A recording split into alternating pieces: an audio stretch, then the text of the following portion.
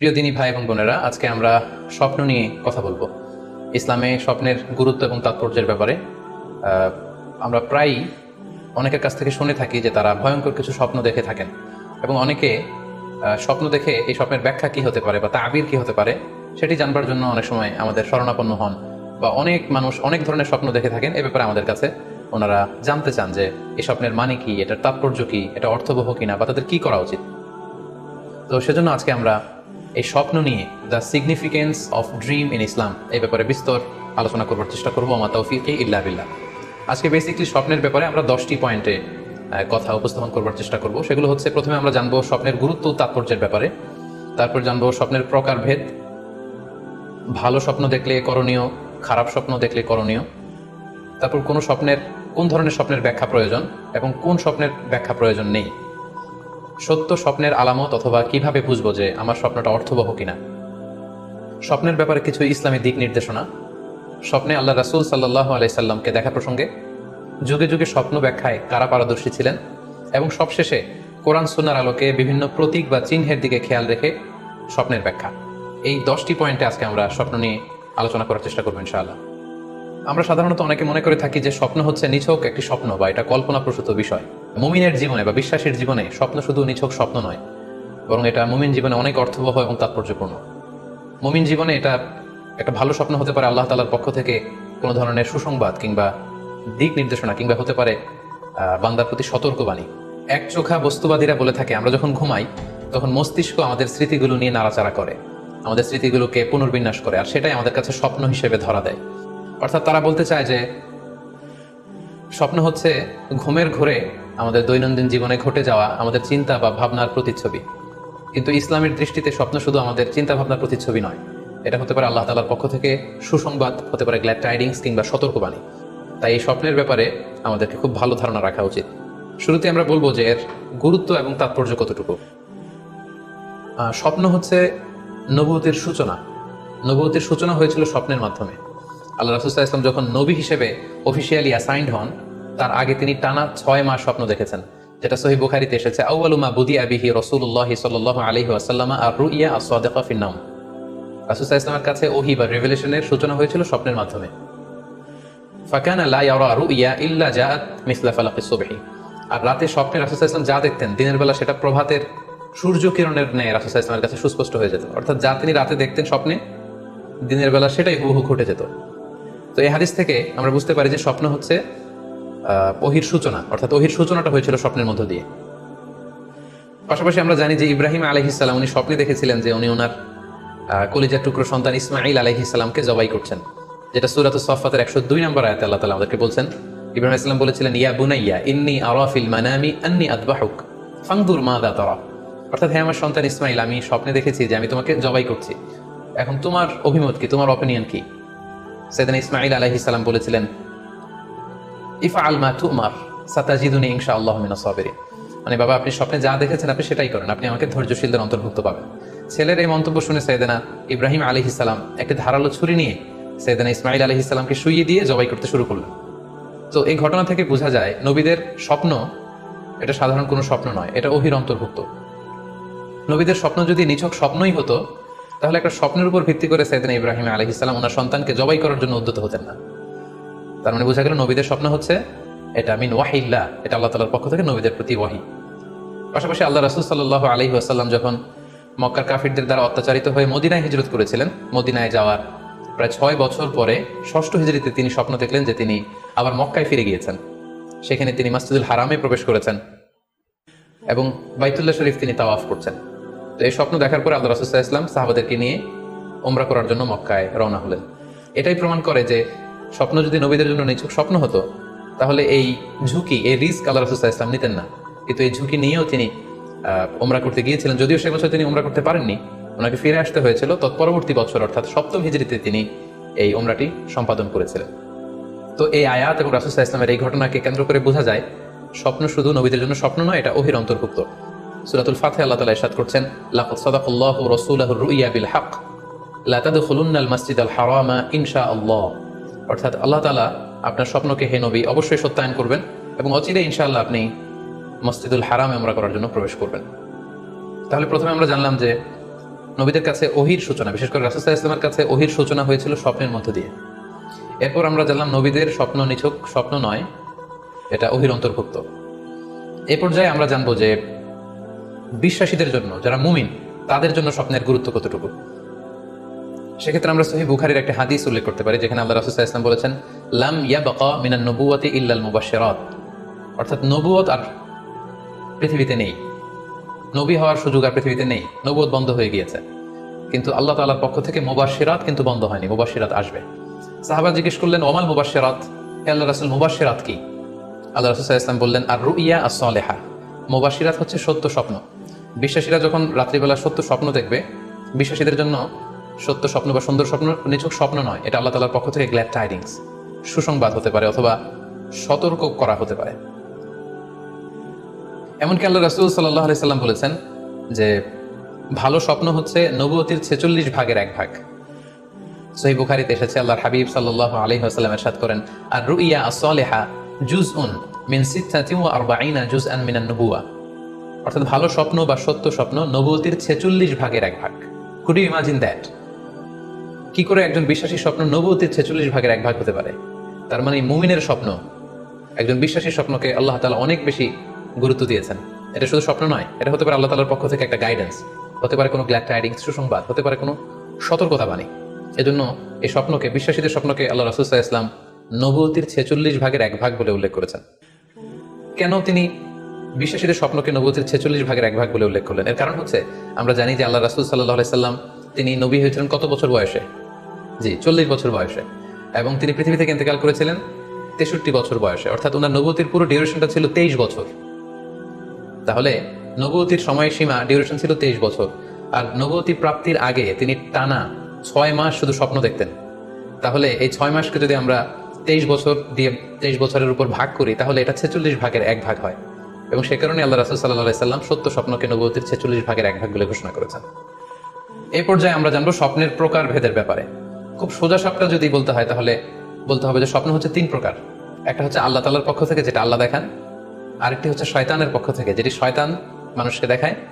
আরেকটি হচ্ছে নিজের পক্ষ থেকে, অর্থাৎ সারাদিন আপনি যেটা নিয়ে কনসার্ন, সারাদিন আপনি আপনার চিন্তা ভাবনার মধ্যে যে জিনিসটাকে স্থান দেন, সেটাই আপনি রাত্রিবেলা দেখেন। অর্থাৎ দিনের বেলা হয়তো কেউ খেলাধুলা নিয়ে খুব ব্যস্ত, সে খুব ফুটবল পছন্দ করে, সারাদিন ফুটবল খেলে, দেখা যাবে যে রাতের বেলাও সে স্বপ্নে দেখছে যে সে ফুটবল খেলছে, অথবা স্টেডিয়ামে যে সে ফুটবল খেলা দেখছে। দিনের বেলা হয়তো সে বাজারে যে ব্যবসা বাণিজ্য করে, রাতেও হয়তো দেখা যাচ্ছে সে যে জিনিসপত্র কিনছে, দরদাম করছে, সেটা তার পক্ষ থেকে। তাহলে বেসিকলি স্বপ্ন হচ্ছে 3 ধরনের, একটা আল্লাহর পক্ষ থেকে, একটা শয়তানের পক্ষ থেকে, আরেকটা হচ্ছে নিজের পক্ষ থেকে, যেটা আমরা সহিহ মুসলিমের একটি বর্ণনা থেকে জানতে পারি, যেখানে আল্লাহ রাসূল সাল্লাল্লাহু আলাইহি ওয়াসাল্লাম ইরশাদ করছেন, আর রুইয়া সালাসা, স্বপ্ন হচ্ছে 3 ধরনের। ফারুইয়া আস-সালিহা বুশরা মিনাল্লাহ, যেটা ভালো স্বপ্ন সেটা হয় আল্লাহর পক্ষ থেকে। ওয়া রুইয়া তাহজিনুন মিনাশ শাইতান, আরেকটা স্বপ্ন থাকে যেটা শয়তানের পক্ষ থেকে, সেটা ভয় দেখানো হয়। ভয়ঙ্কর যদি কোনো দুঃস্বপ্ন দেখে থাকেন, তাহলে এটা আল্লাহর পক্ষ থেকে নয়, এই স্বপ্নটা শয়তানের পক্ষ থেকে। আরেকটি হচ্ছে রুইয়া মিম্মা ইউহাদ্দিসুল মারউ নাফসাহু, আরেকটি স্বপ্ন ব্যক্তি সে নিজের সাথে নিজে স্বপ্নে হয়তো কথা বলে বা এমন কিছু দেখে যেটা সুসংবাদও নয়, যেটা ভয়ঙ্করও কিছু নয়, বরং সারাদিন সে যে বিষয়টি নিয়ে চিন্তা ভাবনা করতো, রাতে সেটার একটা প্রতিচ্ছবি, সেটাই সে দেখতে পাচ্ছে। এটা হচ্ছে নিজের পক্ষ থেকে স্বপ্ন। তাহলে খুব সহজে আমরা এভাবে বলতে পারি যে স্বপ্ন 3 প্রকার, একটা হচ্ছে রাহমানি, আরেকটা হচ্ছে শাইতানি, আরেকটা হচ্ছে নাফসানি। আই রিপিট, আমি আবার বলছি, স্বপ্নের প্রথম প্রকার হচ্ছে রাহমানি, দ্বিতীয় প্রকার হচ্ছে শাইতানি, তৃতীয় প্রকার হচ্ছে নাফসানি। যেটা রাহমানি সেটা রহমানের পক্ষ থেকে, আল্লাহ দেখান। আর যেটা শয়তানি সেটা শয়তানের পক্ষ থেকে, শয়তান ভীতিকর পরিবেশ তৈরি করার জন্য বা ভয় দেখানোর জন্য যেটা দেখায়। আরেকটা হচ্ছে নাফসানি, যেটাকে বলা হয় আদগাস ও আহলাম, যেটার কোনো মিনিং হয় না, অর্থাৎ নিজের পক্ষ থেকে নিজের চিন্তা ভাবনার প্রতিচ্ছবি। তাহলে শুরুতে আমরা জানবার চেষ্টা করব যে রহমানি, যেটাকে আরবিতে বলা হচ্ছে রুইয়া বা রুইয়া সাদেকা বা সালেহা, সেটা কি, এবং সেটা যদি আমরা দেখি সেক্ষেত্রে আমাদের করণীয় কি। এক্ষেত্রে আমরা সহিহ বুখারীর একটি হাদিসকে উল্লেখ করতে পারি, যেখানে আল্লাহ রাসূল সাল্লাল্লাহু আলাইহি ওয়াসাল্লাম ইরশাদ করেছেন, ইযা রাআ আহাদুকুম রুইয়া ইউহিব্বুহা, তোমাদের কেউ যদি কোনো স্বপ্ন দেখে, যে স্বপ্নটা সে পছন্দ করে, মানে স্বপ্নটা দেখে he feels good or she feels good, তার ভালো লাগছে, তাহলে বুঝতে হবে ফা ইন্নামা হিয়া মিনাল্লাহ, এই স্বপ্নটা আল্লাহর পক্ষ থেকে, এটা সাধারণ স্বপ্ন নয়, এটা খুবই অর্থবহ স্বপ্ন। তখন সে কি করবে? ফালিয়াহমাদিল্লাহ আলাইহা, সে তখন এই সুন্দর স্বপ্ন দেখার কারণে আল্লাহ শুকরিয়া করবে। ওয়াল ইউহাদ্দিস বিহা, এবং চাইলে সে এই স্বপ্নের কথা মানুষের কাছে বর্ণনা করতে পারে বা শেয়ার করতে পারে। তাহলে সহিহ বুখারীর এই হাদিসের ভাষ্য অনুযায়ী আমরা যেটা বুঝলাম, আমরা যদি ভালো কোনো স্বপ্ন দেখি তাহলে 3টি কাজ করা যেতে পারে। প্রথমত আল্লাহর প্রশংসা করা, যেহেতু আমি ভালো একটি স্বপ্ন দেখেছি, আল্লাহ শুকরিয়া বা প্রশংসা আমরা করতে পারি। দ্বিতীয়ত চাইলে সুসংবাদ হিসেবে এই স্বপ্নটা আমি কারোর সাথে শেয়ার করতে পারি। আর 3 নাম্বার হচ্ছে এমন ব্যক্তিকে আমি শেয়ার করব যে আমাকে ভালোবাসে বা যে আমার শুভাকাঙ্ক্ষী, তা না হলে আমি হিংসার শিকার হতে পারি। কারণ আন-নি'মাতু মাহসুদা, যে কোনো ধরনের নেয়ামতই, আপনি যদি আল্লাহর কোনো বিশেষ মার্সি, ব্লেসিংস বা নেয়ামত পেয়ে ধন্য হন, এটা সবার ভালো নাও লাগতে পারে, এটা সবার অন্তরে সহ্য নাও হতে পারে, ফলে আপনি হিংসার শিকার হতে পারেন। সো ভালো স্বপ্ন দেখলে আপনি চাইলে কারোর কাছে শেয়ার করতে পারেন। সেক্ষেত্রে সে যদি আপনার শুভাকাঙ্ক্ষী হয় বা আপনাকে পছন্দ করে, আপনাকে ভালোবাসে, এরকম কাছের কারোর সাথে আপনি শেয়ার করতে পারেন। আমরা সবাই নিঃসন্দেহে এরকম ভালো ভালো স্বপ্ন দেখতে চাই, আমরা কেউই ভয়ঙ্কর কোনো স্বপ্ন দেখতে চাই না। আমরা নিঃসন্দেহে এমন স্বপ্ন দেখতে চাই রাতের বেলায়, যেই স্বপ্নে আল্লাহ তাআলার পক্ষ থেকে আমাদের জন্য দিক নির্দেশনা থাকবে, অথবা কোনো সুসংবাদ থাকবে, কিংবা থাকবে আগাম কোনো সতর্কতা বাণী। এ জাতীয় ভালো স্বপ্ন যদি আমরা দেখতে চাই, তাহলে আমাদের কি করা উচিত? সেক্ষেত্রে সর্বপ্রথম আমাদের যেটা করতে হবে, আমাদেরকে সত্যবাদী হতে হবে। সাধারণত সত্যবাদীদের স্বপ্ন সত্য হয়ে থাকে। যেখানেই সত্য সেখানেই যেন আমার অবস্থান হয়, আমি যেন সবসময় সত্যের পক্ষে থাকি। 2 নম্বর হচ্ছে আকলুল হালাল, আমাকে হালাল খেতে হবে। যারা হালাল খায় তাদের স্বপ্ন সাধারণত সত্য হয় এবং অর্থবহ স্বপ্ন হয়। পাশাপাশি আল্লাহ তাআলার দেয়া যে আদেশ নিষেধ, সেগুলো আমাকে মেনে চলতে হবে। 4 নম্বরে রাত্রিবেলা আমি যখন ঘুমাবো, আমাকে অজু করে ঘুমাতে হবে। ওয়ায়ানামু আলা তাহারা, পবিত্রতার সাথে যদি কেউ ঘুমায়, তাহলে অজু করে ঘুমালে রাতে সে যে স্বপ্ন দেখবে, সাধারণত সেই স্বপ্নটি সত্য হয়। যদি সম্ভব হয় ক্যাবলামুখী হয়ে শোয়া, ক্যাবলামুখী হয়ে আমরা শুতে পারি। এই বিষয়গুলো যদি আমরা এনশিওর করতে পারি, অর্থাৎ সত্যবাদী হওয়া, হালাল খাবার খাওয়া, আল্লাহর দেয়া বিধিনিষেধ সবসময় মেনে চলবার চেষ্টা করা, রাত্রিবেলা অজু অবস্থায় ঘুমানোর অভ্যেস করা, পাশাপাশি ক্যাবলামুখী হয়ে শোয়ার চেষ্টা করা, এই বিষয়গুলো যদি আমরা মেনটেন করার চেষ্টা করি, তাহলে আমরা যে স্বপ্নগুলো দেখবো সেগুলো সত্য স্বপ্ন হবে বলে আমরা আশা করি।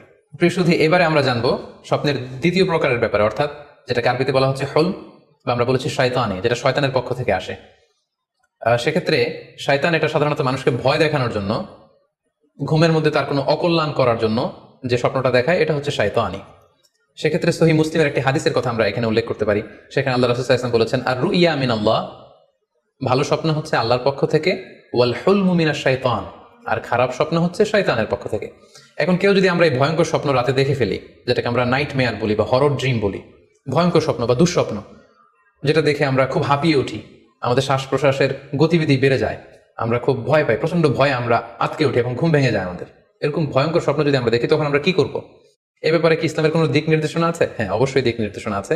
সেক্ষেত্রে আমরা সহিহ মুসলিমের একটি হাদিস উল্লেখ করতে পারি এখানে, যেখানে আল্লাহ রাসূল সাল্লাল্লাহু আলাইহি ওয়াসাল্লাম বলেছেন, ইযা রাআ আহাদুকুম আর-রুইয়া ইয়াকরাহুহা, তোমাদের কেউ যদি রাতে এমন কোনো স্বপ্ন দেখে যেটা সে অপছন্দ করে, মানে ভয়ঙ্কর, ভীতিকর দুঃস্বপ্ন যদি সে দেখে, তাহলে ফালইয়াবসুক আন ইয়াসারিহি সালাসান, সে যেন তার বাম দিকে 3 বার থুতু ফেলে। ওয়াল ইস্তাঈদ বিল্লাহি মিনাশ শাইতানি সালাসান, আর সে যেন শয়তানের ব্যাপারে আল্লাহ তাআলার কাছে 3 বার পানাহ চায় বা আশ্রয় প্রার্থনা করে। ওয়াল ইয়াতাহাওয়াল আন জামবিহি আল্লাযী কানা আলাই, আর যে পাশে হয়ে সে শুয়েছিল সে পাশ চেঞ্জ করে অন্য পাশ হয়ে যেন সে ঘুমায়। সুবহানাল্লাহি বিহামদি, কত চমৎকার দিক নির্দেশনা। এবং সুনানে ইবনু মাজায় আরো একটি সহিহ হাদিস আমরা এখানে উল্লেখ করতে পারি, যেখানে আল্লাহ রাসূল সাল্লাল্লাহু আলাইহি ওয়াসাল্লাম বলেছেন, ইযা রাআ আহাদুকুম রুইয়া ইয়াকরাহুহা, কেউ যদি রাতে খারাপ বা ভয়ঙ্কর কোনো স্বপ্ন দেখে, ফালিয়াতাহাওয়াল, সে যেন তার বিছানা চেঞ্জ করে নেয়, জায়গা চেঞ্জ করে নেয়। অর্থাৎ সে যে বিছানায় শুয়েছিল সেখানে না, সে অন্য কোথাও শোবে, অথবা যেই টার্নে শুয়েছিল অন্য টার্নে চলে যাবে, ডানে হলে বায়ে, বায়ে হলে ডানে। ওয়াল ইয়াতফুল আন ইয়াসারিহি সালাসান, এবং তার বাম দিকে যেন সে 3 বার থুতু ফেলে। ওয়াল ইয়াসআলিল্লাহ মিন খায়রিহা ওয়াল ইয়াতাআওয়ায মিন শাররিহা, এবং সে যেন এই স্বপ্নের ভালো দিকটা আল্লাহ তাআলার কাছে কামনা করে, এবং এই স্বপ্নের মন্দ বা অকল্যাণকর দিক থেকে যেন সে আল্লাহ তাআলার কাছে পানাহ চায়। সম্মানিত সুধী মণ্ডলী, এই হাদিস দুটির আলোকে আমরা বুঝতে পারি যে কেউ যদি হরর ড্রিম বা নাইট মেয়ার, যেটাকে আমরা দুঃস্বপ্ন বা ভয়ঙ্কর স্বপ্ন বলছি, এই ধরনের স্বপ্ন অনেকেই দেখে থাকে এবং আমাদের কাছে প্রায় বলে যে সে দুঃস্বপ্ন দেখে রাতের বেলা, ভয়ে সে ভটকে যায়, আটকে ওঠে, ঘুম ভেঙে যায়। এ জাতীয় দুঃস্বপ্ন যদি আপনারা কেউ দেখেন, সেক্ষেত্রে এই হাদিসের আলোকে আমরা বলতে পারি যে আপনি 6টি কাজ করবেন। 1 নম্বর হচ্ছে আপনি বাম দিকে 3 বার থুতু ফেলবেন।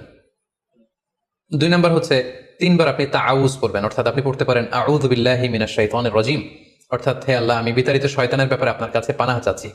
অথবা আপনি পড়তে পারেন আউযু বিল্লাহি মিন শাররিহা, হে আল্লাহ, আমি এই শয়তানের অকল্যাণকর বা যে এভিল সাইড আছে, খারাপ দিক আছে, এই ব্যাপারে আমি আপনার কাছে পানাহ চাচ্ছি। 3 বার আপনি এটা পড়বেন। 3 নম্বরে আপনি যদি আপনার ঘুমকে আবারও কন্টিনিউ করতে চান, তাহলে বা দিকে থেকে যদি স্বপ্ন দেখেন, তাহলে আপনি ডান দিকে টার্ন করবেন। আপনি ডান কাতে ঘুমাচ্ছিলেন, এরকম যদি হয়, তাহলে বাম দিকে আপনি সরে যাবেন, অথবা যেখানে শুয়েছিলেন ওই জায়গাটা চেঞ্জ করে অন্য কোথাও শোবেন।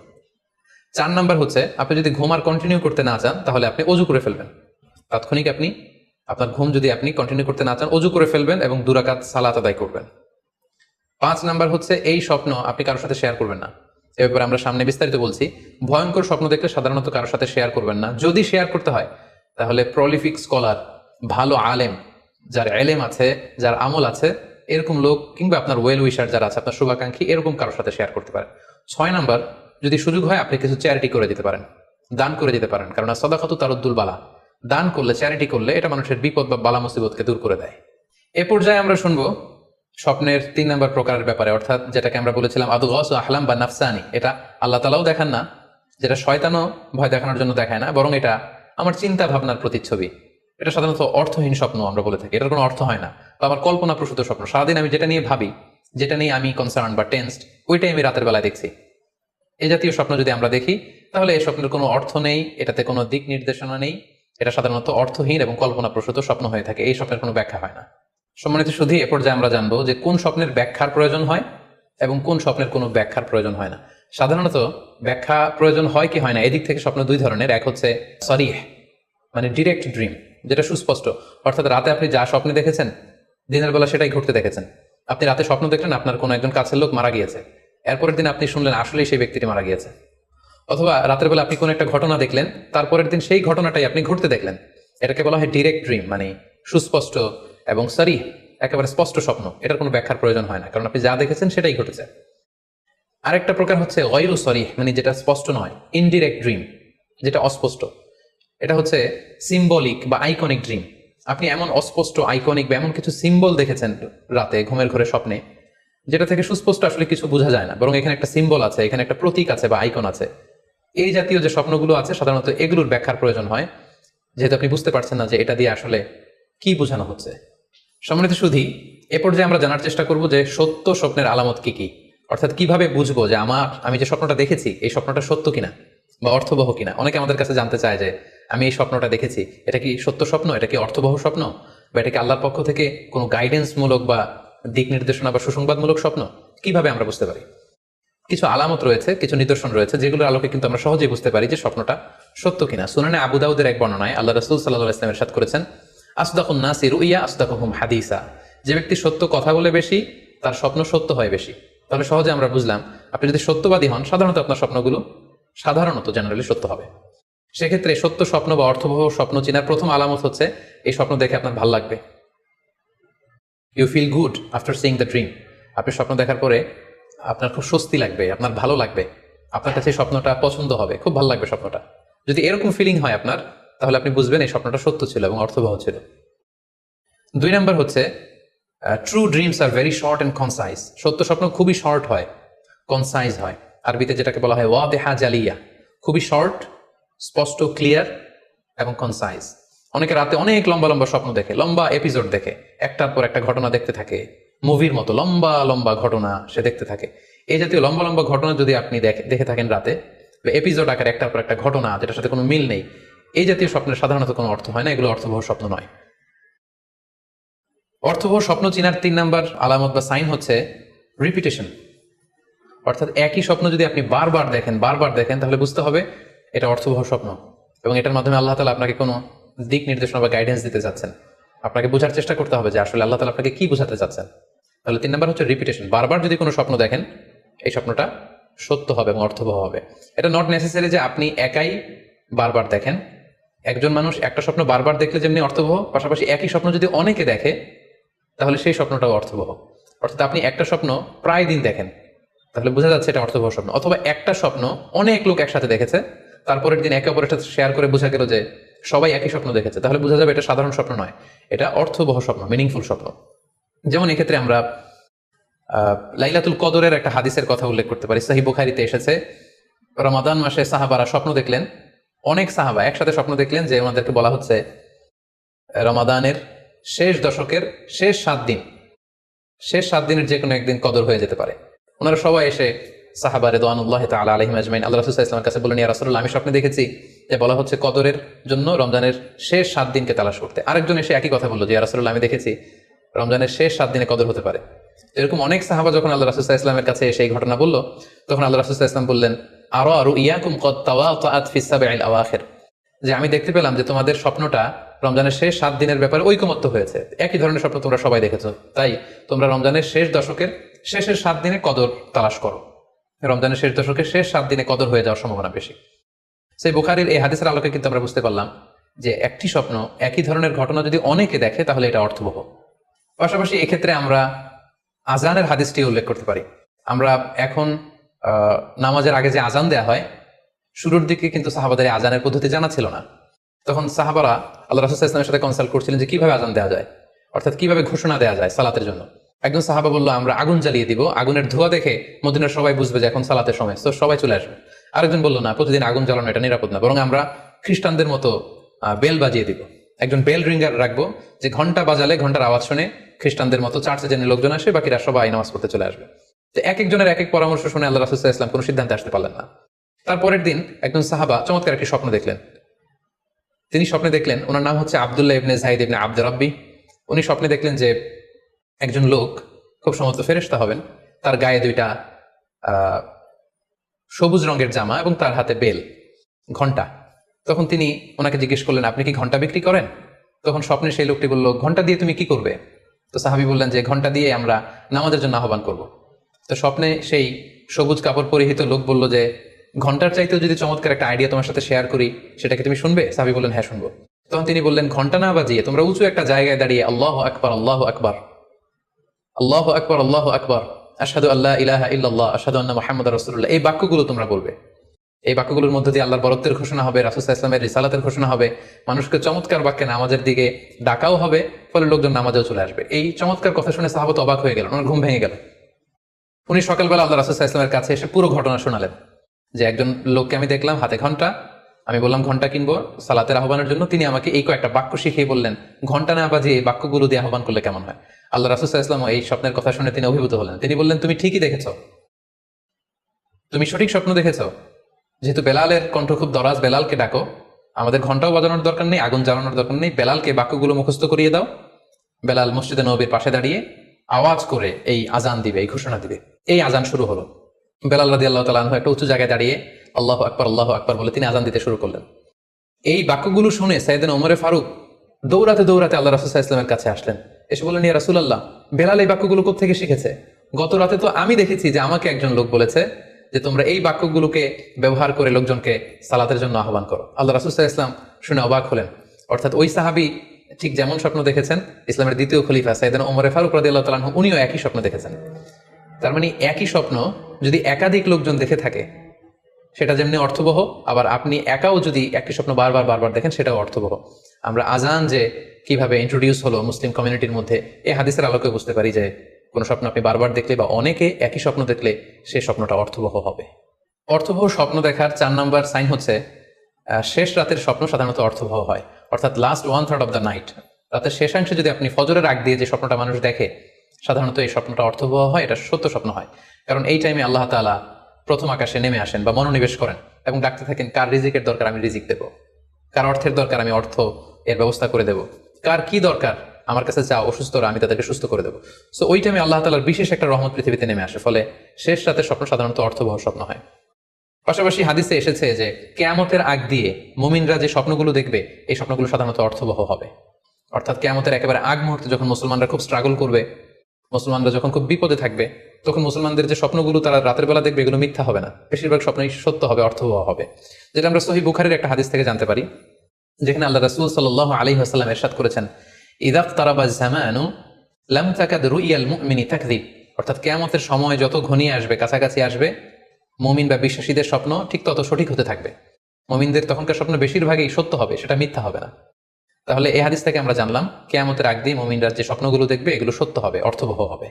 এ পর্যায়ে আমরা জানবার চেষ্টা করব যে স্বপ্নের ব্যাপারে কিছু ইসলামের দিক নির্দেশনা রয়েছে। আমরা যদি এই দিক নির্দেশনাগুলো, গাইডেন্সগুলো মেনে চলি, তাহলে স্বপ্ন নিয়ে আমাদের খুব একটা কনফিউশনে থাকতে হবে না। সেক্ষেত্রে প্রথম গাইডলাইন হচ্ছে অপ্রয়োজনে স্বপ্ন অন্যের সাথে শেয়ার না করা। Do not mention the dream for interpretation except a prolific scholar or any well wisher to you. কেউ যদি খুব বড় আলেম হয়ে থাকেন, শায়েখ হয়ে থাকেন, তার এলম আছে, আমল আছে, এরকম কারো কাছে শেয়ার করতে পারেন। অথবা আপনার শুভাকাঙ্ক্ষী আপনাকে ভালো অ্যাডভাইস করতে পারে, আপনাকে পছন্দ করে, এরকম লোক ছাড়া কারো কাছে স্বপ্ন শেয়ার করা যাবে না। সুনানে তিরমিজিতে স্বপ্ন অন্যের সাথে শেয়ার না করার ব্যাপারে একটা হাদিস এসেছে, যেখানে আল্লাহ রাসূল সাল্লাল্লাহু আলাইহি সাল্লাম বলেছেন, লা ইয়াকুসুহা ইল্লা আলা ওয়াদ্দিন, অর্থাৎ যে তোমাকে পছন্দ করে এমন কারো কাছে ছাড়া স্বপ্ন শেয়ার করবে না। অথবা আউ জি রাইন, এমন লোক যে ডিসিশন দিতে পারে, he can advise you, he can provide you the right decision, এরকম লোক যদি আপনার কাছের শুভাকাঙ্ক্ষীদের মধ্যে থেকে কেউ থেকে থাকে, আপনি তার সাথে শেয়ার করতে পারেন।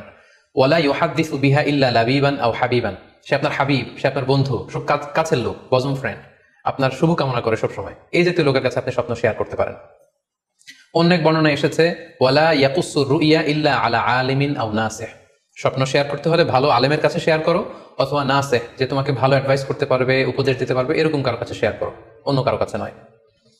সুনানে তিরমিজিতে এ ব্যাপারে একটি বাব রচনা করা হয়েছে যে বাবু লা তাকুসু রুইয়া ইল্লা আলা আলিম আও নাসিহ, আলেম বা শুভাকাঙ্ক্ষী নসিহতকারী ছাড়া কারো কাছে স্বপ্ন শেয়ার করা যাবে না। এর কারণ হচ্ছে, আমরা আগেই বলেছি যে আপনি স্বপ্নে যদি ভালো কিছু দেখে থাকেন, এটা এমন কারো কাছে যদি শেয়ার করেন যে আপনাকে পছন্দ করে না, তাহলে আপনি হিংসার শিকার হতে পারেন। সেক্ষেত্রে আমরা সূরা ইউসুফের 5 নম্বর আয়াতের কথা খেয়াল করতে পারি, যেখানে ইউসুফ আলাইহিস সালাম বলেছিলেন যে ইয ক্বালা ইউসুফু লি আবিহি ইয়া আবাতি ইন্নী রাআইতু আহাদা আশারা কাওকাবান ওয়াশ শামসা ওয়াল কমারা রাআইতুহুম লি সাজিদিন ক্বালা ইয়া বুনাইয়া লা তাকসুস রুইয়াকা আলা ইখওয়াতিকা ফায়াকিদু লাকা কাইদা। ছোট্ট ইউসুফ আলাইহিস সালাম তিনি স্বপ্নে দেখলেন যে চন্দ্র, সূর্য এবং আকাশের 11টা তারা সবকিছু ওনার সম্মানে সিজদায় লুটিয়ে পড়েছে। তো ইয়াকুব আলাইহিস সালাম ওনার ছেলেকে বললেন যে বাবা ইউসুফ, খবরদার, সাবধান, এই স্বপ্নের কথা তুমি তোমার ভাইদেরকে বলতে যেও না। যদি তুমি তোমার ভাইদের সাথে এই চমৎকার স্বপ্নের কথা শেয়ার করো, তাহলে ফায়াকিদু লাকা কাইদা, তারা তোমাকে নিয়ে হিংসা করবে, ষড়যন্ত্র করবে। তাহলে আমরা বুঝলাম যে যার তার কাছে চাইলে আমরা স্বপ্ন শেয়ার করতে পারবো না, বরং এক্ষেত্রে বুঝে শুনে সাবধানে শেয়ার করতে হবে। এক্ষেত্রে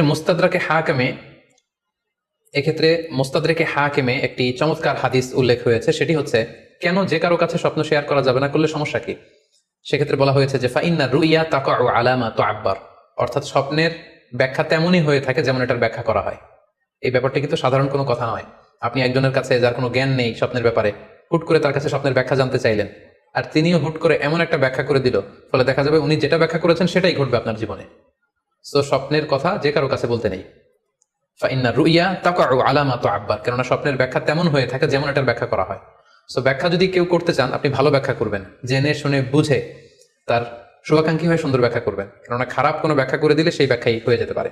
স্বপ্নের কথা কেন যে কোনো মানুষের কাছে শেয়ার করতে নেই, তার কারণ হিসেবে আমরা সুনানে দারমির একটি হাদিসকে এখানে উল্লেখ করতে পারি, যে হাদিসটিকে ইবনে হাজার আল আসকালানি উনি ওনার ফাথুল বারিতে হাসান বলে উল্লেখ করেছেন। আল্লাহ রাসূল সাল্লাল্লাহু আলাইহি ওয়াসাল্লামের কাছে মদিনাতে প্রায় একজন নারী এসে স্বপ্নের ব্যাখ্যা জানতে চাইতেন। সে নারী বলতেন যে ইয়া রাসূলুল্লাহ, আমি প্রায় স্বপ্নে দেখি যে আমার ঘরের একটি পিলার ভেঙে গিয়েছে এবং আমি অন্ধ সন্তান প্রসব করেছি। এই নারীর স্বামী ছিল ব্যবসায়ী এবং সারা বছর ব্যবসার কারণে বিভিন্ন জায়গায় তিনি ঘুরে বেড়াতেন, এবং যখন ফিরে আসতেন, যাওয়ার সময় তিনি স্ত্রীকে প্রেগনেন্ট অবস্থায় রেখে যেতেন, অর্থাৎ গর্ভবতী, আর এই বাচ্চাকে পেটে নিয়ে এই নারী সবসময় এই স্বপ্ন দেখতে থাকতেন। তো রাসূল সাল্লাল্লাহু আলাইহি ওয়াসাল্লাম স্বপ্নের ব্যাখ্যা বললেন, তুমি চিন্তা করো না, তোমার স্বামী সহি সালামতে ফিরে আসবে এবং তুমি সুন্দর সন্তান প্রসব করবে, ভালো সন্তান। এভাবেই চলছিল, যতবার তার স্বামী ফিরে আসে, সুস্থভাবে ফিরে আসে এবং সে সুন্দর সন্তান জন্ম দিচ্ছিল। হঠাৎ একবার সে নারী আল্লাহ রাসূল সাল্লাল্লাহু আলাইহি ওয়াসাল্লামের বাসায় এসে দেখলেন যে আল্লাহ রাসূল সাল্লাল্লাহু আলাইহি ওয়াসাল্লাম ঘরে নেই। আম্মাজান আয়েশাকে তিনি বললেন যে আমি সবসময় এরকম স্বপ্ন দেখি। তখন আম্মাজান আয়েশা বললেন, তাহলে এই স্বপ্নের ব্যাখ্যা জানার জন্য তুমি রাসূল সাল্লাল্লাহু আলাইহি ওয়াসাল্লামের কাছে আসো, তুমি কি স্বপ্ন দেখো? তখন সে নারী আম্মাজান আয়েশার কাছে খুলে বললেন যে আমি স্বপ্নে দেখি যে আমার ঘরের একটি পিলার ভেঙে গিয়েছে আর আমি একটি অন্ধ সন্তান প্রসব করেছি। একথা শুনে আম্মাজান আয়েশা রাদিয়াল্লাহু তাআলা আনহা অবাক হয়ে গেলেন। তিনি বললেন, তাই নাকি? তোমার স্বপ্ন যদি সত্য হয়, তাহলে ঠিকই তোমার স্বামী মারা যাবে এবং তুমি একজন ফাজের পাপাচারী সন্তান প্রসব করবে। ঠিকই দেখা গিয়েছিল, তার পরের বছর তার স্বামী যখন আসলো, জীবিত আসতে পারেনি, তার স্বামী ইন্তেকাল করেছিল এবং এই নারী যে সন্তান প্রসব করেছিল সেটি ছিল একটি পাপাচারী সন্তান। তো এই ঘটনা আল্লাহ রাসূল সাল্লাল্লাহু আলাইহি ওয়াসাল্লাম শুনে আমাদের আয়েশাকে বললেন, আয়েশা, তুমি এটা ঠিক করোনি। তুমি যদি কখনো কারো স্বপ্নের ব্যাখ্যা করো, তুমি ভালো ব্যাখ্যাটা করবে, কখনো মন্দ দিক থেকে ব্যাখ্যা করবে না। হয় চুপ থাকবে, ব্যাখ্যাই করতে যাবে না, আর যদি স্বপ্নের ইন্টারপ্রিটেশন তুমি করতে চাও, তাহলে ভালো ব্যাখ্যাটা করবে। সম্মানিত, শুধু এজন্য যে কারো কাছে আমরা চাইলেই স্বপ্নের কথা জানাতে পারি না, বরং সে যদি আপনার শুভাকাঙ্ক্ষী হয়, সে যদি স্বপ্ন ব্যাখ্যায় পারদর্শী হয়, সে যদি ভালো আলেম হয়, তাহলে তার কাছে আপনি স্বপ্নের ব্যাখ্যা জানতে চাইতে পারেন। এক্ষেত্রে আমরা ইমাম মুহাম্মদ ইবনে সিরিনের আরো একটি চমৎকার ঘটনার কথা উল্লেখ করতে পারি। মুহাম্মদ ইবনে সিরিন উনি ছাত্রদেরকে নিয়ে একবার তালিম দিচ্ছিলেন। এ সময় হঠাৎ এক নারী এসে বললেন যে আমি স্বপ্নের ব্যাখ্যা জানতে চাই, মুহাম্মদ ইবনে সিরিন কোথায়? ছাত্ররা বলল, উনি একটু বাইরে গিয়েছেন। আপনি স্বপ্নে কি দেখেছেন? মহিলাটি বলল যে আমি স্বপ্নে দেখেছি আমার ছেলে সাগর থেকে শুধু পানি পান করছে। হঠাৎ সেই মসজিদ থেকে এক ছাত্র বলল, তাই নাকি? আপনি যদি এই স্বপ্ন দেখে থাকেন, তাহলে আপনার বাচ্চাটা মারা যাবে। ইমাম মুহাম্মদ ইবনে সিরিন পরবর্তীতে যখন আসলেন, এসে ছাত্রদের কাছে যখন জানতে পারলেন, তখন তিনি বললেন যে তুমি কেন এই স্বপ্নের ব্যাখ্যা করেছো? কারণ সাগরের লোনা পানি এটা যে সবসময় অযোগ্য, পানের অযোগ্য ব্যাপারটা এমনটা নয়। সাগরের ভেতরে তো মণিমুক্তাও আছে। বরং আমি হলে ব্যাখ্যা করতাম যে তোমার ছেলে সাগর থেকে পানি খাচ্ছে, তোমার ছেলে অনেক বড় আলেম হবে। কিছুদিন পরে আরেক লোক এসে মোহাম্মদ ইবনে সিরিনের কাছে জানতে চাইলেন যে আমি স্বপ্নে দেখছি যে আমার ছেলে সাগর থেকে শুধু পানি নিয়ে খাচ্ছে। তিনি বললেন আশা করা যায় তোমার ছেলে অনেক বড় আলেম হবে। ঠিকই দেখা গেল কিছুদিন পরে যে মহিলাটি স্বপ্নের ব্যাখ্যা জানতে এসেছিলেন তার ছেলেটি মারা গিয়েছে। আর ওই যে লোক মোহাম্মদ ইবনে সিরিনের কাছে স্বপ্নের সুন্দর ব্যাখ্যা নিয়ে গেলেন, তার ছেলে ওই সময়ের অনেক বড় আলেম হয়েছিল। এই জন্য সম্মানিত শুধু যে কারো কাছে স্বপ্নের ব্যাখ্যা জানতে চাইতে নেই। আর স্বপ্নের ব্যাখ্যা যদি করতে হয় ভালো ব্যাখ্যা করতে হবে, তা না হলে চুপ থাকতে হবে।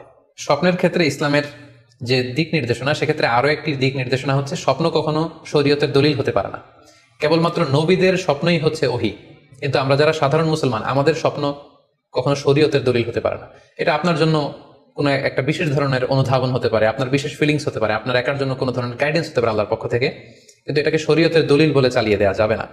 আমরা প্রায় শুনি অমুক পীর সাহেব একটা স্বপ্ন দেখেছেন এবং তার মুরিদেরা এই স্বপ্নের আলোকে বিভিন্ন কাজ করতে শুরু করেছেন, এটাকে শরীয়তের অংশ মনে করে। খুব রিসেন্টলি করোনা ভাইরাস আউটব্রেকের টাইমে মামুন মারুফ নামে এক ছেলের স্বপ্নের কথা আমরা শুনেছিলাম যে ইটালিতে সে স্বপ্ন দেখেছে করোনা ভাইরাসের সাথে কথা বলেছে। আসলে এই জাতীয় স্বপ্ন কখনো শরীয়তের কোনো সোর্স বা এভিডেন্স হতে পারে না। খুব রিসেন্টলি বুয়েট থেকে পাশ করা মুশতাক মাহমুদ আরমান নামে একজন লোকের কথা আমরা শুনেছি যে তিনি দাবি করেছেন তিনি ইমাম মাহাদি, এবং তিনি দাবি করেছেন যে স্বপ্নে তাকে আল্লাহ তাআলা ইমাম মাহাদি বলে পরিচয় করিয়ে দিয়েছে, ফলে লোকজন এসে তার হাতে বায়াত হচ্ছে। অথবা অনেকে দাবি করে থাকেন যে স্বপ্নে তিনি ফকিরি পেয়েছেন, স্বপ্নে এটা হয়েছে সেটা হয়েছে। এরকম কোনো ধরনের স্বপ্নই কিন্তু শরীয়তের অংশ, শরীয়তের দলিল বা এভিডেন্স হতে পারে না। এ পর্যায়ে আমরা জানবার চেষ্টা করব যে স্বপ্নে রাসূলুল্লাহ সাল্লাল্লাহু আলাইহি ওয়াসাল্লামকে দেখা প্রসঙ্গে অনেকেই স্বপ্নে আল্লাহ রাসূল সাল্লাল্লাহু আলাইহি ওয়াসাল্লামকে দেখেন, এবং আসলে রাসূল সাল্লাল্লাহু আলাইহি ওয়াসাল্লামকে স্বপ্নে দেখেন কিনা এ ব্যাপারে তাদের মধ্যে অনেক প্রশ্ন থেকে থাকে। এক্ষেত্রে আমরা সহিহ বুখারীর একটি চমৎকার হাদিস উল্লেখ করতে পারি, যেখানে আল্লাহ রাসূল সাল্লাল্লাহু আলাইহি ওয়াসাল্লাম ইরশাদ করেছেন, মান রাআনি ফিল মানামি ফাকাদ রাআনি, যে আমাকে স্বপ্নে দেখলো। আল্লাহ রাসূল সাল্লাল্লাহু আলাইহি ওয়াসাল্লাম নিজে বলছেন যে আমাকে স্বপ্নে দেখলো সে আসলেই আমাকেই দেখলো, কারণ ফা ইন্না শাইতানা লা ইয়াতামাসসালু ফি সূরাতি, শয়তান কখনো আমার আকৃতি, আমার শেপ ধারণ করতে পারে না। অর্থাৎ আপনি যদি রাসূল সাল্লাল্লাহু আলাইহি ওয়াসাল্লামকে স্বপ্নে দেখেন তাহলে আপনি রাসূল সাল্লাল্লাহু আলাইহি ওয়াসাল্লামকেই দেখেছেন, আপনি শয়তানকে দেখেননি, কারণ শয়তান কখনো রাসূল সাল্লাল্লাহু আলাইহি ওয়াসাল্লামের আকৃতি ধারণ করতে পারে না। তাহলে এই হাদিসের আলোকে আমরা বুঝলাম শয়তান কখনো আল্লাহ রাসূল সাল্লাল্লাহু আলাইহি ওয়াসাল্লামের আকৃতি বা শেপ ধারণ করতে পারে না। তখন প্রশ্ন হচ্ছে আসলে আপনি রাসূল সাল্লাল্লাহু আলাইহি ওয়াসাল্লামকে দেখেছেন নাকি অন্য কাউকে দেখেছেন? শয়তান হয়তো রাসূল সাল্লাল্লাহু আলাইহি ওয়াসাল্লামের আকৃতি ধারণ করলো না, একজন সুশ্রী বয়োবৃদ্ধ সুন্দর আকৃতির মানুষের চেহারা ধারণ করে শয়তান এসে বলল যে আমি আল্লাহ রাসূল।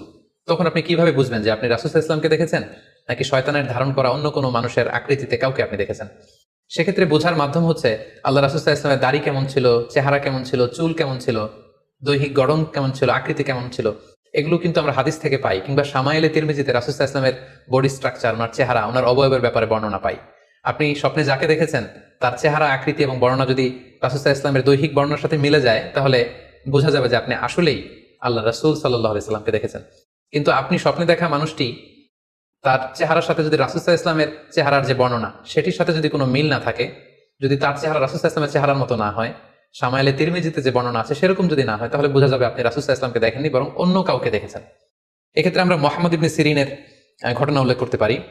ওনার কাছে কেউ এসে যদি বলতো যে আমি স্বপ্নে আল্লাহ রাসূল সাল্লাল্লাহু আলাইহি ওয়াসাল্লামকে দেখেছি, তখন মুহাম্মদ ইবনে সিরিন জিজ্ঞেস করতেন তুমি কি দেখেছো বলো তো, তুমি যাকে দেখেছো তার দাড়ি কেমন, তার চেহারা কেমন, তার চোখ নাক কেমন, তার গড়ন কেমন। তখন ওই ব্যক্তি যখন বর্ণনা দিত আর সেই বর্ণনা যখন আল্লাহ রাসূল সাল্লাল্লাহু আলাইহি ওয়াসাল্লামের আকৃতির সাথে মিলে যেত, তখন মুহাম্মদ ইবনে সিরিন বলতেন তুমি ঠিকই স্বপ্নে আল্লাহ রাসূল সাল্লাল্লাহু আলাইহি ওয়াসাল্লামকে দেখেছো। কিন্তু ওই ব্যক্তির বর্ণনা যদি এমন হতো যে না, এর সাথে রাসূল সাল্লাল্লাহু আলাইহি ওয়াসাল্লামের হাদিসে বা শামাইলে তিরমিজিতে রাসূল সাল্লাল্লাহু আলাইহি ওয়াসাল্লামের দেহের যে বর্ণনা এটার সাথে কোনো মিল নেই, তখন মুহাম্মদ ইবনে সিরিন বলতেন না, তুমি স্বপ্নে আল্লাহ রাসূল সাল্লাল্লাহু আলাইহি ওয়াসাল্লামকে দেখোনি, বরং তুমি অন্য কাউকে দেখেছো। এ পর্যায়ে আমরা জানবার চেষ্টা করব যে যুগে যুগে কারা স্বপ্ন ব্যাখ্যায় খুব পারদর্শী ছিলেন। নবীদের মধ্যে সাইয়েদনা ইউসুফ আলাইহিস সালাম, তিনি সবচেয়ে ভালো স্বপ্নের ব্যাখ্যা করতে পারতেন। সাহাবাদের মধ্যে সাইয়েদনা আবু বকর রাদিয়াল্লাহু তাআলা আনহু চমৎকার স্বপ্নের ব্যাখ্যা করতে পারতেন, এবং তাবিঈদের মধ্যে মুহাম্মদ ইবনে সিরিন চমৎকার স্বপ্নের ব্যাখ্যা করতে পারতেন। আর বলার অপেক্ষা রাখে না যে অবশ্যই আল্লাহ রাসূল সাল্লাল্লাহু আলাইহি ওয়াসাল্লাম তিনিও চমৎকার স্বপ্নের ব্যাখ্যা করতে পারতেন। সহিহ মুসলিমে, সুনানে আবু দাউদে একটি হাদিস এসেছে যে আল্লাহ রাসূল সাল্লাল্লাহু আলাইহি ওয়াসাল্লাম ফজরের সালাতের পরে তাসবিহ শেষে সাহাবাদের কাছে জানতে চাইতেন যে গতকাল রাতে কে কি স্বপ্ন দেখেছো আমার কাছে বলো, আমি সেই স্বপ্নের ইন্টারপ্রিটেশন তোমাদেরকে জানাবো। কেন নবী সাল্লাল্লাহু আলাইহি ওয়াসাল্লাম ইদা সাল্লা সুবহা আকবাল আলাইহিম বিওয়াজহিহি ফাকালা হাল রাআ আহাদুম মিনকুম আল বারিহাতা রুইয়া। সহিহ মুসলিমের বর্ণনা, ফজরের নামাজের পর তিনি প্রত্যেকদিন জিজ্ঞেস করতেন গতকাল রাতে কেউ কি কোনো ভালো স্বপ্ন দেখেছো, কেউ কি কোনো স্বপ্ন দেখেছো, আমার কাছে উল্লেখ করো, আমি এটার ব্যাখ্যা করে দিব। সম্মানিত শুধু আমরা বলছিলাম যে ইউসুফ আলাইহিস সালাম খুব ভালো স্বপ্নের ব্যাখ্যা করতে পারতেন, এবং সূরা ইউসুফের 111 নম্বর আয়াতে ব্যাপারে আল্লাহ উল্লেখ করেছেন সাইয়েদানা ইউসুফ আলাইহিস সালামের কথা, যে তিনি বলেছেন রব্বি কদ আতাইতানি মিনাল মুলকি ওয়া আল্লামতানি মিন তা'ওয়িলিল আহাদিস, মানে হে আমার রব, আপনি আমাকে রুলিং পাওয়ার দিয়েছেন এবং আপনি আমাকে you taught me how to interpret the dreams, কিভাবে স্বপ্নের ব্যাখ্যা করতে হয় এটা আপনি আমাকে শিক্ষাদান করেছেন। এবং সূরা ইউসুফে আমরা জানি যে 3টি স্বপ্নের কথা সেখানে উল্লেখ রয়েছে। ইউসুফ আলাইহিস সালাম নিজেই একটি স্বপ্ন দেখেছিলেন ছোটবেলায়, তারপর 2জন প্রিজনার ইউসুফ আলাইহিস সালামের সাথে জেলখানায় ছিল, তাদের 2টা স্বপ্নের ব্যাখ্যা তিনি করে দিয়েছেন, এবং মিশরের তৎকালীন যে রাজা কিং, সেই কিং এর স্বপ্নের ব্যাখ্যাও সাইয়েদানা ইউসুফ আলাইহিস সালাম করে দিয়েছিলেন। সাহাবীদের মধ্যে সাইয়েদানা আবু বকর রাদিয়াল্লাহু তাআলা আনহু চমৎকার স্বপ্নের ব্যাখ্যা করতে পারতেন, এবং আল্লাহ রাসূল সাল্লাল্লাহু আলাইহি ওয়াসাল্লাম মাঝে মাঝে ইচ্ছা করে আবু বকর রাদিয়াল্লাহু তাআলা আনহুর কাছে স্বপ্নের ব্যাখ্যা জানতে চাইতেন, এবং আবু বকর রাদিয়াল্লাহু তাআলা আনহু নিজেও মাঝে মাঝে ইচ্ছা করে রাসূল সাল্লাল্লাহু আলাইহি ওয়াসাল্লামের কাছে বলতেন যে ইয়া রাসূলুল্লাহ, এই স্বপ্নের ব্যাখ্যাটা আমি করি। আল্লাহ রাসূল সাল্লাল্লাহু আলাইহি ওয়াসাল্লাম তখন আবু বকর রাদিয়াল্লাহু তাআলা আনহুকে স্বপ্নের ব্যাখ্যা করার অনুমতি প্রদান করতেন। এক্ষেত্রে আমরা আল খাসাইসুল কুবরা, জালালউদ্দিন সুয়ুতির লেখা, সেখানকার একটি বর্ণনার কথা উল্লেখ করতে পারি, যেখানে আল্লাহ রাসূল সাল্লাল্লাহু আলাইহি ওয়াসাল্লাম আবু বকর রাদিয়াল্লাহু তাআলা আনহুর কাছে একটি স্বপ্নের উল্লেখ করলেন। বললেন, আবু বকর, আমি গত রাতে স্বপ্নে দেখেছি যে তুমি আর আমি দুজন মিলে দৌড় প্রতিযোগিতা করছি, এবং দেখলাম যে আমি তোমার 2.5 গজ সামনে, তুমি আমার 2.5 গজ পেছনে, অর্থাৎ আমি এই দৌড় প্রতিযোগিতায় বিজয় লাভ করেছি এবং তুমি আমার 2.5 হাত পেছনে। এর ব্যাখ্যা কি হতে পারে? তখন সাইয়েদানা আবু বকর রাদিয়াল্লাহু তাআলা আনহু বললেন, ইয়া রাসূলুল্লাহ, আমার মনে হচ্ছে যে আপনি আমার আগে পৃথিবী থেকে বিদায় নেবেন এবং আপনার ইন্তেকালের 2.5 বছর পরে আমি পৃথিবী থেকে বিদায় নিব, অর্থাৎ আপনি আমার 2.5 বছর আগে পৃথিবী ছাড়বেন আর আমি আপনার 2.5 বছর পরে পৃথিবী ছাড়ব। এবং আমরা যদি বাস্তবতা এবং ইতিহাস খেয়াল করি তাহলে আমরা সেটাই দেখবো যে আল্লাহ রাসূল সাল্লাল্লাহু আলাইহি সাল্লামের ইন্তেকালের 2.5 বছর পরে সাইয়েদানা আবু বকর রাদিয়াল্লাহু তাআলা আনহু তিনি ইন্তেকাল করেছিলেন। সাইয়েদানা আবু বকর রাদিয়াল্লাহু তাআলা আনহুর স্বপ্ন ব্যাখ্যার পারদর্শিতা নিয়ে আমরা এক্ষেত্রে মুস্তাদরিকে হাকিমের একটি হাদিস উল্লেখ করতে চাই, যেখানে এই হাদিসটি মুস্তাদরিকে হাকিমেও এসেছে, সুনানে আবু দাউদেও এসেছে, এবং হাদিসটি সহিহ। আম্মা জান আয়েশা রাদিয়াল্লাহু তাআলা আনহা উনি একটি স্বপ্ন দেখলেন যে আকাশ থেকে 3টি চাঁদ ওনার ঘরে খসে পড়েছে, এবং এই স্বপ্ন দেখে তিনি ওনার পিতা আবু বকর রাদিয়াল্লাহু তাআলা আনহুকে জিজ্ঞেস করলেন যে আমি স্বপ্নে দেখেছি যে আকাশের 3টি চাঁদ এসে আমার ঘরে পড়েছে, এর ব্যাখ্যা কি হতে পারে? তখন আবু বকর রাদিয়াল্লাহু তাআলা আনহু ওনার কন্যা আম্মা জান আয়েশা রাদিয়াল্লাহু তাআলা আনহাকে বললেন যে এই স্বপ্নের ব্যাখ্যা হচ্ছে এই পৃথিবীর 3জন মানুষের কবর তোমার ঘরে অবস্থিত হবে। সুবহানাল্লাহি বিহামদি। এবং আমরা জানি যে আল্লাহ রাসূল সাল্লাল্লাহু আলাইহি ওয়াসাল্লাম যখন ইন্তেকাল করলেন তখন আল্লাহ রাসূল সাল্লাল্লাহু আলাইহি ওয়াসাল্লামকে কবর দেওয়া হয়েছিল আম্মা জান আয়েশা রাদিয়াল্লাহু তাআলা আনহার ঘরে, এবং তখন আবু বকর রাদিয়াল্লাহু তাআলা আনহু বলেছিলেন যে আয়েশা, তোমার কি মনে আছে তুমি যে একটা স্বপ্নের ব্যাখ্যা আমার কাছে জানতে চেয়েছিলে যে 3টি আকাশের চাঁদ তোমার ঘরে খসে পড়েছে, এই দেখো আল্লাহ রাসূল সাল্লাল্লাহু আলাইহি ওয়াসাল্লামের কবর তোমার ঘরে হয়েছে, তুমি জেনে রাখো যে 3টা চাঁদের শ্রেষ্ঠ চাঁদ হচ্ছে এটি। এবং আমরা এও জানি যে আবু বকর রাদিয়াল্লাহু তাআলা আনহু ইন্তেকালের পরে আম্মা জান আয়েশার ঘরেই কবর হয়েছে, এবং ওমরে ফারুকের কবরও আম্মা জান আয়েশা রাদিয়াল্লাহু তাআলা আনহুর ঘরেই অবস্থিত। তাহলে এই হাদিসগুলোর আলোকে আমরা বুঝতে পারি যে সাহাবাদের মধ্যে আবু বকর রাদিয়াল্লাহু তাআলা আনহু ছিলেন স্বপ্ন ব্যাখ্যায় সবচেয়ে পারদর্শী। তাবিঈদের মধ্যে স্বপ্ন ব্যাখ্যায় সবচেয়ে পারদর্শী ছিলেন মুহাম্মদ ইবনে সিরিন। আমরা ওনার নাম প্রায় শুনে থাকি, তিনি স্বপ্ন ব্যাখ্যার ক্ষেত্রে খুব এক্সপার্ট ছিলেন। তিনি ওসমান রাদিয়াল্লাহু তাআলা আনহু যখন ইসলামের খলিফা, তখন বসরা নগরীতে মুহাম্মদ ইবনে সিরিন জন্মগ্রহণ করেন, এবং অনেক সাহাবা থেকে তিনি অনেক হাদিস বর্ণনা করেছেন, এবং তিনি ইমাম আবু হানিফা আলাইহি রাহমার সমসাময়িক ছিলেন। ইমাম আবু হানিফা একবার স্বপ্নে দেখলেন যে তিনি আল্লাহ রাসূল সাল্লাল্লাহু আলাইহি ওয়াসাল্লামের কবর খুঁড়ছেন, অথবা কবরের লাশ বের করছেন কিংবা কাফন বের করছেন। এই স্বপ্ন দেখে ইমামুল আদম আবু হানিফা রাহিমাহুল্লাহ উনি বিচলিত হয়ে গেলেন যে এই আমি কি স্বপ্ন দেখলাম, যে আমি রাসূল সাল্লাল্লাহু আলাইহি ওয়াসাল্লামের কবর খুঁড়ছি, সেখান থেকে কাফন বের করছি। কেউই এই স্বপ্নের ব্যাখ্যা করতে পারলেন না। তখন ইমাম মুহাম্মদ ইবনে সিরিনের কাছে যখন জানতে চাওয়া হলো, তখন মুহাম্মদ ইবনে সিরিন বললেন যে হাযা রাজুলুন ইয়াহয়ি সুন্নাত রাসূলিল্লাহ, অর্থাৎ যে ব্যক্তি এই স্বপ্ন দেখেছে তার মাধ্যমে আল্লাহ রাসূল সাল্লাল্লাহু আলাইহি ওয়াসাল্লামের হাদিসের বা সুন্নাহর পুনর্জীবন হবে, তিনি রাসূল সাল্লাল্লাহু আলাইহি ওয়াসাল্লামের সুন্নাহগুলোকে পুনরুজ্জীবন দান করবেন, পুনরুজ্জীবিত করবেন। এবং বাস্তবে আমরা এটাই দেখেছি যে ইমাম আবু হানিফার চিন্তা, ওনার থট, ওনার মাযহাব গোটা বিশ্বে সমৃদ্ধি লাভ করেছে, মানুষ এটাকে গ্রহণ করেছে। ওনার বুদ্ধিবৃত্তিক যে চিন্তা, ওনার ফিকহি ইস্তেমবাদগুলো গোটা বিশ্বে আল্লাহ রাসূল সাল্লাল্লাহু আলাইহি ওয়াসাল্লামের হাদিসগুলোকে আরো প্রাণবন্তভাবে মুসলিম উম্মার কাছে রিপ্রেজেন্ট করেছে। আমরা আপাত দৃষ্টিতে মনে হচ্ছিল যে এটা একটা খারাপ স্বপ্ন, যে ইমাম আবু হানিফা তিনি রাসূল সাল্লাল্লাহু আলাইহি ওয়াসাল্লামের কবর খুঁড়ছেন, লাশ বের করছেন বা কাফন বের করছেন। কিন্তু মুহাম্মদ ইবনে সিরিন চমৎকার ব্যাখ্যা করেছেন যে হাযা রাজুলুন ইয়াহয়ি সুন্নাত রাসূলিল্লাহ, এই লোক তো এমন লোক হবে যে রাসূল সাল্লাল্লাহু আলাইহি ওয়াসাল্লামের সুন্নাহকে পুনরুজ্জীবন দান করবে। এই পর্যায়ে আমরা জানবার চেষ্টা করব যে কোরআন সুন্নাহর আলোকে বিভিন্ন সিম্বল বা প্রতীক বা চিহ্নের দিকে খেয়াল রেখে স্বপ্নের ব্যাখ্যা করা। আমরা বলেছিলাম যে কিছু কিছু স্বপ্ন আছে খুব সফিস্টিকেটেড, সিম্বলিক বা আইকনিক, যেখানে কোনো ইঙ্গিত দেয়া হচ্ছে, ইঙ্গিত বহ, এবং যেটার ইন্টারপ্রিটেশন না করলে এটা দিয়ে আসলে কি বোঝানো হচ্ছে এটা বোঝা যায় না। সেক্ষেত্রে কোরআন সুন্নাহর আলোকে, স্কলারদের অভিজ্ঞতার আলোকে কিছু আইকন বা সিম্বল, এগুলোর মিনিং কি হতে পারে সে ব্যাপারে আমরা জানবার চেষ্টা করব। এক্ষেত্রে আমরা বলবো যে কেউ যদি স্বপ্নে রশি দেখে, স্বপ্নে যদি সে রশি দেখে, তাহলে এটা গুড সাইন। এটা কেমন যেন আল্লাহর সাথে একটা প্রতিশ্রুতির সাথে সম্পৃক্ত, কারণ আল্লাহ তাআলা কোরআনে ইরশাদ করেছেন ওয়াতাসিমু বিহাবলিল্লাহি জামিআ। আরবিতে রশি আরবি হচ্ছে হাবল, মানে ওয়াতাসিমু বিহাবলিল্লাহি জামিআ, তোমরা আল্লাহর রজ্জু বা রশিকে আঁকড়ে ধরো। তাহলে রশি দেখা মানে এখানে আমরা আল্লাহর ওয়াদাগুলো যেন পূরণ করি, আল্লাহর আনুগত্য যেন আমরা প্রপারলি করতে পারি, এটা ইঙ্গিত করছে।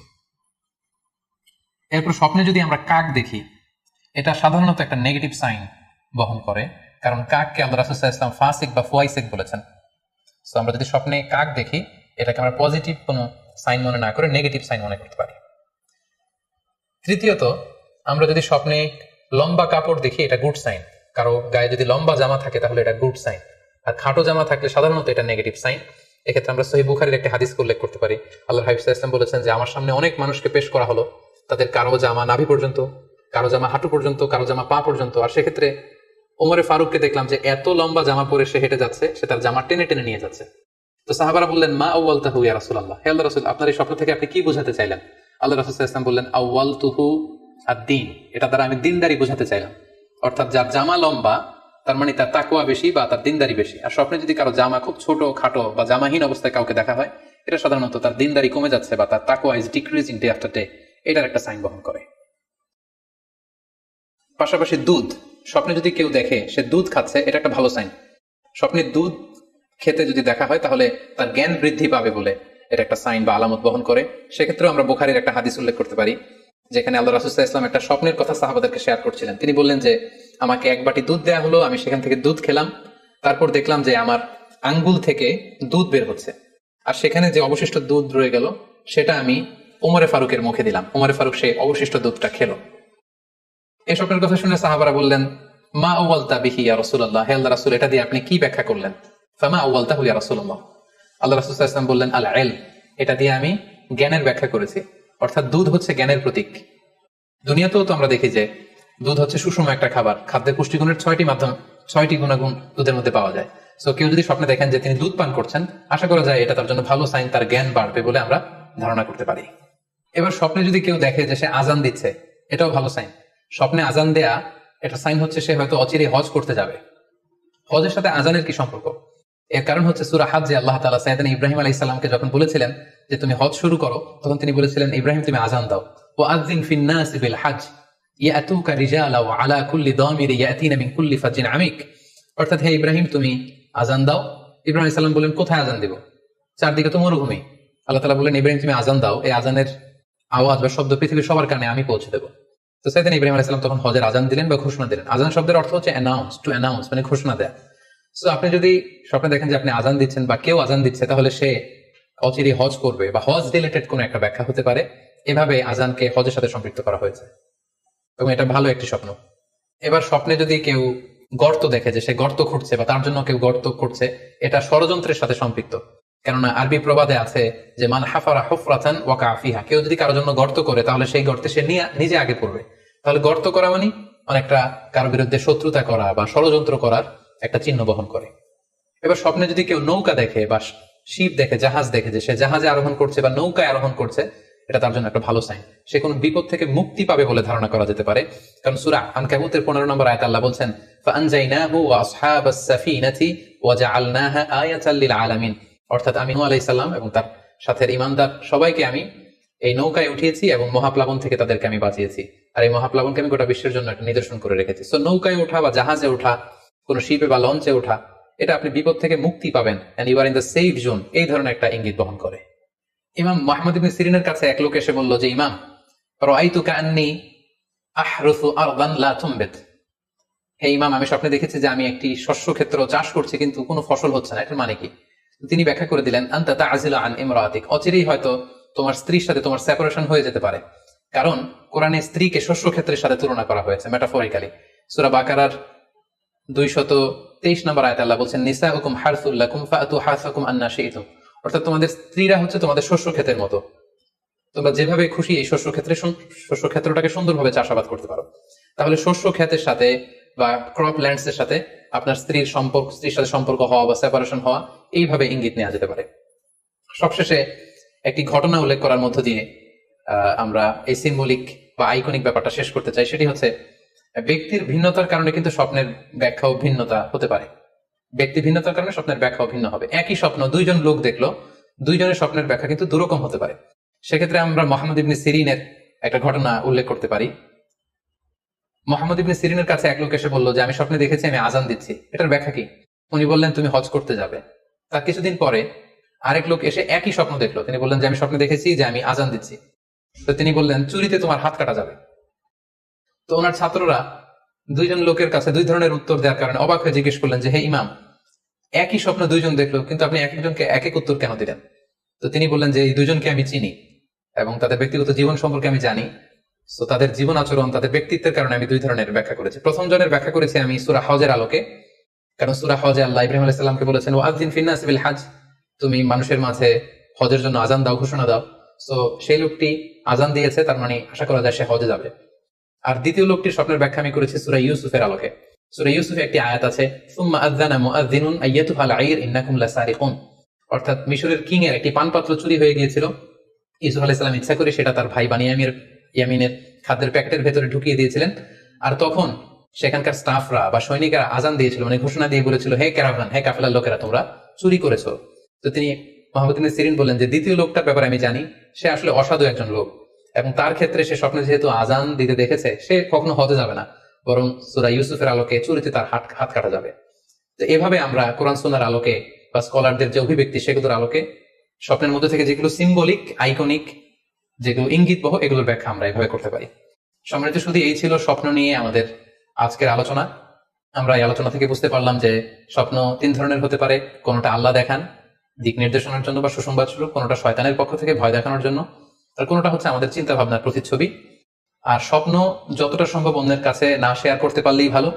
বিশেষ করে যদি আপনি ভয়ঙ্কর দুঃস্বপ্ন দেখে থাকেন, সেক্ষেত্রে এমন লোকের কাছে আপনি শেয়ার করুন যে আপনাকে পছন্দ করে, যার কোরআন সুন্নাহর জ্ঞান আছে, যার মধ্যে এলেম আছে, আমল আছে।